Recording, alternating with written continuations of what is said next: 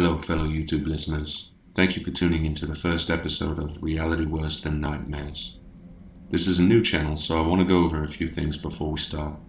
The channel will consist of several different types of stories. There will be true, terrifying personal experiences, such as the ones found on the subreddit Let's Not Meet. There will be horror fiction stories, such as the ones found on the subreddit No Sleep.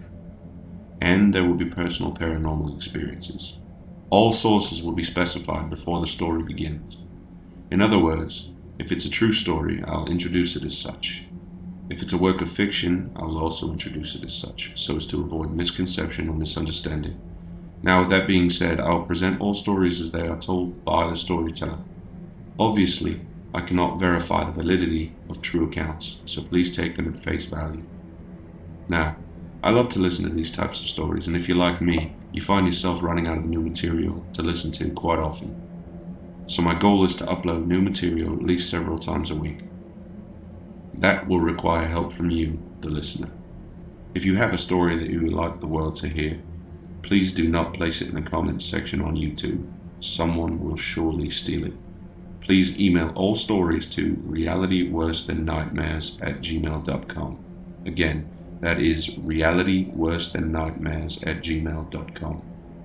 With your submission, please let me know if the story is a true account or a work of fiction.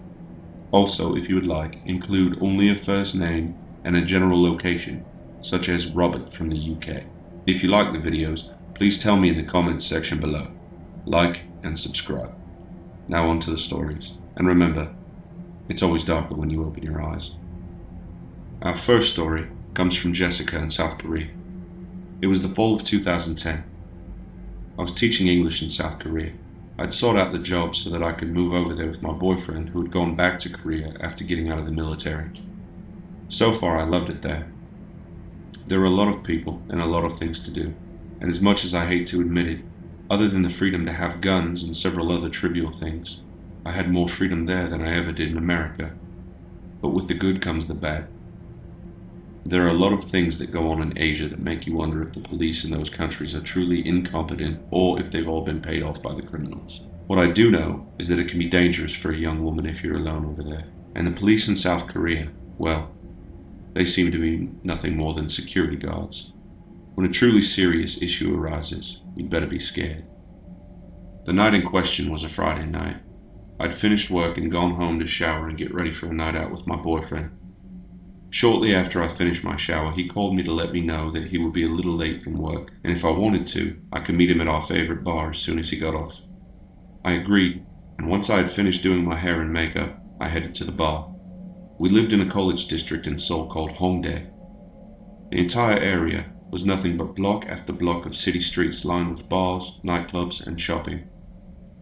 On a Friday night, the streets were packed, and there wasn't even enough room for any cars on these streets. Walking room only. The district is known throughout Korea, and all of Asia for that matter, as being one of the most popular party spots in all of Asia, and because the majority of bars and clubs don't close until the next morning, Hongdae is packed all night long. So with all of those people around, I wasn't very worried about being alone for the short time that I had to wait. I went to our bar and got a table. I ordered a Long Island iced tea and began to check my Facebook and emails. The woman returned with my drink a few moments later, and she brought me an aqua bomb as well. She told me that the man in the suit at the bar thought I was cute and he had paid for it. I politely refused the drink and asked her to tell him that I was waiting for my boyfriend. I've seen enough movies to know better than to take a drink from a stranger. When she returned to the bar, I saw her talk to him for a moment, and he nodded in understanding. He walked toward my table and stopped several feet away. I'm sorry, ma'am. Taking a drink from someone you don't know at the bar. I wasn't thinking. I apologize if I made you uncomfortable. I thanked him for his kindness. He smiled and walked away. I sat there for about another 20 minutes playing around on my phone. The woman who had served me my first drink came back over and asked me if I would like another, and she informed me that she had to leave in a few minutes, and that the other bartender would be taking care of me from then on. I thanked her and asked her to place another order for a Long Island iced tea before she left. After talking to the other bartender for a moment, she looked my way and smiled, and then she left. I realized that the Russian guy who had tried to buy me a drink was gone. He had been sitting at the bar after we spoke, but at some point he must have left. He seemed nice enough, but it still made me feel better that he was gone. A few moments later, the other bartender brought my drink and asked me if I needed anything else. I told him no thank you, and he left. About that time, I received a text from my boyfriend telling me he would be there in about a half an hour. After texting each other for about 5 minutes, I told him to stop wasting his time texting me so he could get done and be on his way. I didn't tell him about the guy who tried to buy me a drink. He'd sent me an LOL and told me he loved me and he would be on his way shortly. I took a few drinks on my Long Island and went back to playing around on my phone. For some reason, I started to get the feeling that I was being watched. In a crowded bar, yes, I know, it sounds obvious, but I did. After looking around, I noticed that the Russian was back.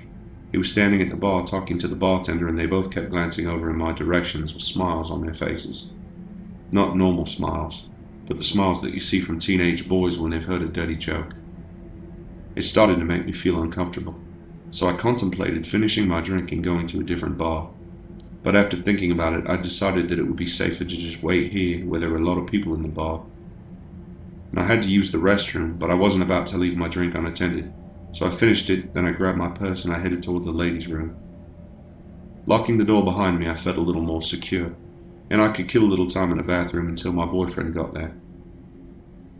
As I turned away from the door, a sudden wave of nausea and what felt like an extreme exhaustion hit me all at once. I didn't know what was going on, and then the thoughts began pouring into my head about the Russian guy and the bartender, the way they were talking and grinning at me. They must have put something in my second drink. I started to panic. Oh my god. Oh my god. The room was spinning, and I reached for my phone to call my boyfriend. That's all I remember. I never had the chance to dial.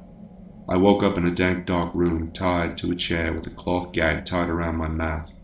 The lights were off, and I'd never felt so alone in my life. I immediately began twisting my wrists and pulling at the ropes, trying to loosen them. I had to break free from the chair and find something, anything I could use as a weapon before my captor returned. My memory at the time was extremely clouded, but the image of the bartender and the Russian came to mind. Oh my god. Why didn't I tell my boyfriend? I scolded myself. Before I could loosen my restraints, a dim light shone into the room from the top of the staircase directly in front of me. I was in a basement. I tried to take in as much of the room as I could while I had the chance. The ceiling was about 10 feet high, with thick wooden rafters like you might see in a barn. The floor was partially dirt and partially gravel. On my right was a brick wall about 10 feet away. No windows, no doors. There was a water hose next to a large metal table with a drain underneath of it. And the floor, the dirt and the gravel, it was covered in blood. My heart sank. I didn't want to die like this. I quickly looked to my left to see if there was another way out. That's when I saw it. The room was about the same size on my left side as it was on my right. In the right corner of the room was a large metal toolbox with several drawers open, but the light was too dim to see what was inside. To the left of that were several blue tarps stacked neatly on the ground. And in the left corner was another girl, tied up and unconscious on the ground. It was the bartender who had been serving my drinks when I first arrived at the bar that night. Fuck, I thought to myself as I looked at her. How the hell could someone manage to abduct us both in such a busy area with so many people? I craned my neck to see what I could see behind me. I wish I hadn't. There were 3 girls, probably close to my age, strung upside down from the rafters by their legs. But it was too late for them. They'd been cut from groin to sternum, and it appeared that all of their organs had been removed. Someone cleared their throat behind me. I quickly turned to see the Russian. Now he was standing in front of me with a butcher's apron on and the most terrifying grin I've ever seen. I hadn't heard him come down the stairs. I was too distracted. Now he stood in front of me with a tray full of tools. I tried to scream at him through the cloth stuffed in my mouth. There's no need to talk, dear child. You will not leave this room tonight, but you will live on. The realization of what was happening came to me and I began to cry. Do you have any idea how much you are worth? he said with a callous look on his face. Healthy organs bring a lot of cash these days. Jesus Christ. This was not happening to me right now. He placed the tray of tools on the table and turned to me. I will return shortly. You need to calm down. The adrenaline will make you bleed more, and you will experience far greater pain. With that, he walked up the stairs and disappeared. The room went dark.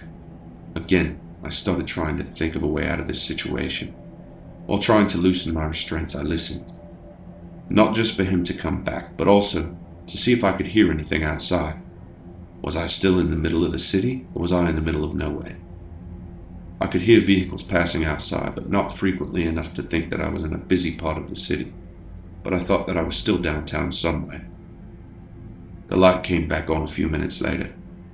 I still hadn't been able to free myself from the chair. Fuck. I thought to myself. I heard several cars drive past, then silence as he came down the stairs. The stairs were in such a position that I could not see his face until he was near the bottom. The ceiling and the beams blocked my view. As the light came across his face, I could see that he had a crazed smile. It's time. He said with no attempt to hide the apparent joy in his tone. He wasn't just doing this for the money. He enjoyed hurting people. Another car passed, followed by the sound of several motorcycles. Motorcycles? Not common in Korea. Sure, there were plenty of scooters and motorized bikes that people called motorcycles, but what I heard were Harley-Davidson motorcycles. That distinct sound brought me great relief. I guess now that I really thought about it, I shouldn't have panicked in the first place.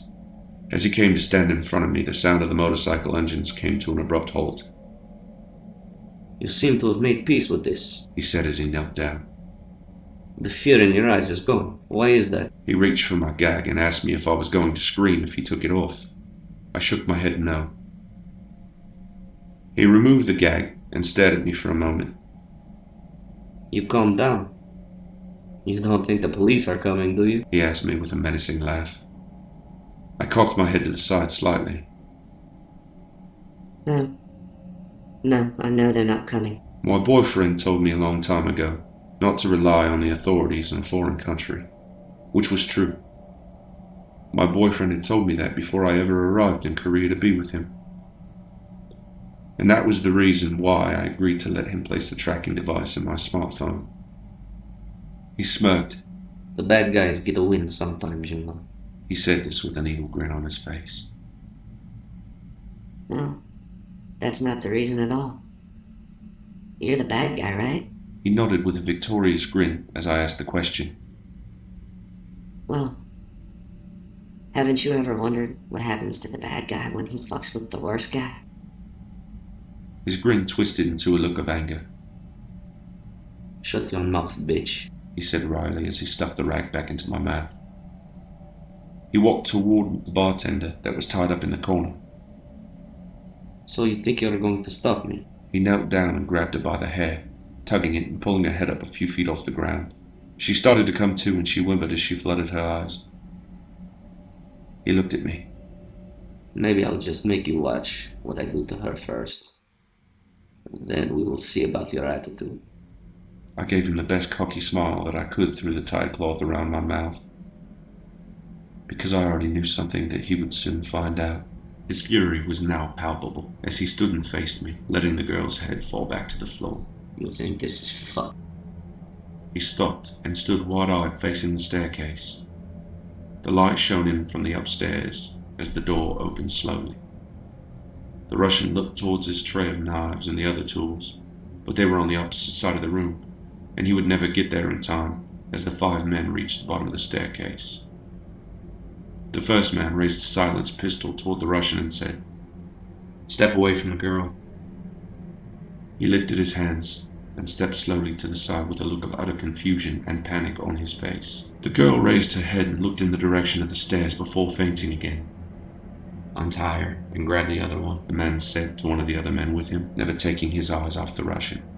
The second man in a leather vest came to untie me, and the third picked up the bartender and hoisted her over his shoulder. As soon as I was untied, I ran to my boyfriend. You okay, baby? He asked me, pistol still trained on the now terrified Russian man in the corner. I'm fine. I knew you'd come. Without looking away, my boyfriend said to the others, Get them to the clubhouse. I'll be there when I'm done. They nodded, and the 4 men took us to a property owned by their motorcycle club several miles away. My boyfriend arrived back at the clubhouse 2 hours later. We're married now and still living in Korea. Taeyeon, the female bartender that was locked in the basement with me that night, is now one of my best friends, and we're together nearly every day. Not surprisingly, no one has seen the Russian or the male bartender since. So, human traffickers and organ harvesters, let's not meet, for your sake.